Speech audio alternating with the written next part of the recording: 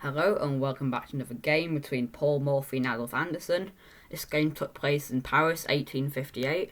It was part of a match between them, and I think it's an interesting one. And obviously, other people believe it, otherwise, no one's been able to find it. So, without further ado, let's get right into it. Start with E4. So, E4 from Paul Morphy. I think he solely played that because I think the belief back then was E4 is the best move. But now in modern times, we've learned that there's many moves that can be good with stuff like D4, C4, Knight F3, G3 even. These are all good moves and well, they're played very often by top players. So after E4, we get C5, which is believed to be, well, it's complicated, but this is in theory the best opening against E4 with the best ratio of wins for black. So even back in 1858, they knew what they were doing basically. Not as well now because we have computers, but they still knew decent amounts of theory. So get Knight F3, Knight C6, D4, C takes, Knight takes. Now the idea behind this is that white usually gets better development in these lines, but black gets a better structure. So everyone has their pluses. Of course, Paul Morphy was a resolute believer in development, and which is why many of his games are often whitewashes on the white side if black can't handle himself properly. And I think this can be an example once we get E6. I believe this is the can variation. Feel free to correct me in the comments if I'm wrong. But the whole point of this variation is very, very solid, not too aggressive. I think you're just trying to conserve and just build up. So get Knight B5 here. Quite an aggressive move, moving a piece twice in the opening, which is usually not a good idea. But since it's been played by Paul Morphy, obviously he has an idea of it. Whole point is it basically forces D6 because it has a threatening hole on D6 here to jump his knight into, which can be problematic for Andersen. So D6 and after Bishop F4 attacking D6 again, it forces E5 and Bishop E3. And while some of you may be thinking, well, it's good for black, the whole idea here is that we forced a concession on black because now he has a weak D6 pawn for white to focus his target on.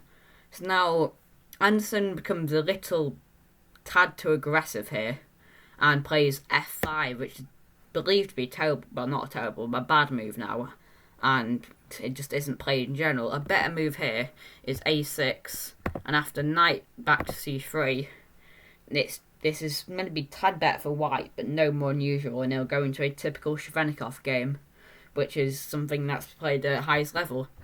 So after F5 here, get knight on C3, protecting the pawn, but Andersen really doesn't have any interest in taking the pawn, but he plays F4, attacking the bishop, kicking it off a dominant diagonal, but Morphy has a trick in mind here, and after knight D5, he's giving up a piece but gaining a momentous attack with after F takes E3, Knight BC7 check, King F7, and Queen F3.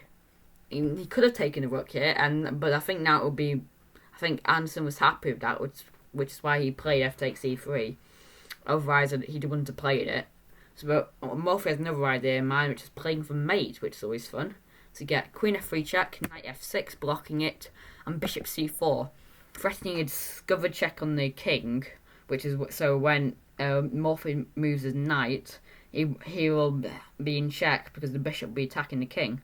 So of course, black struggles to do anything with that. So he just plays knight D4, giving the piece back because after knight takes F6 check, you get D5 and giving more piece backs in return for another pawn back in return for development and space for the king to run possibly.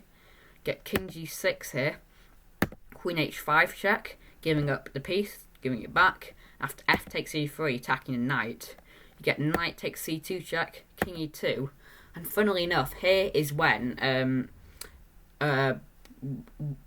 black resides in this position, which is interesting, because if I was here, I'd just be thinking I'm an easy piece up after Knight takes A1. But what you'll see is after Knight takes A1, Rook F1 check, King E7, Queen takes E5, and then you get King D7, and you get Bishop E6 here, which is, believe it or not, forced mate.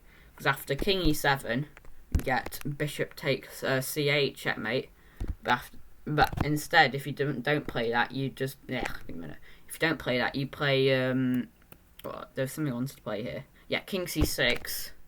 Whole idea is now you get Rook C1 check. Oh no, Rook C1 check. Okay, that's gone wrong. That's gone horribly wrong. Rook C1 check, and then you get Queen B6. Sorry, King B6 and Queen B5 mate, which is another interesting way. So I know this analysis has just gone horribly wrong from my end anyway. I don't know how it looks on your end, but it shows an interesting game in my perspective anyway. Just Paul Morphy convincingly crushing one of the best players of his era. I don't think there's anyone in his era who really could stand up to him.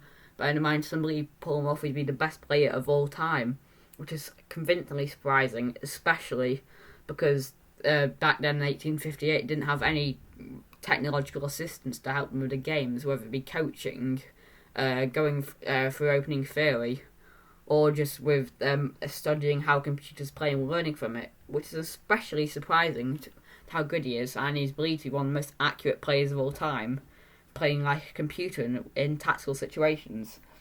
I don't think his positional understanding was as good as many people in modern era have now, where they've learned that from computers, but he's still an amazing attacking player, which is something that deserves respect, especially in his time.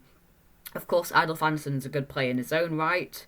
He won the Immortal game quite convincing, which I think is another good game on my channel, which you can check. And yeah, I hope you've enjoyed this game. It's been an interesting one. I've liked it. I'm not sure if you have. This is awkward. Goodbye.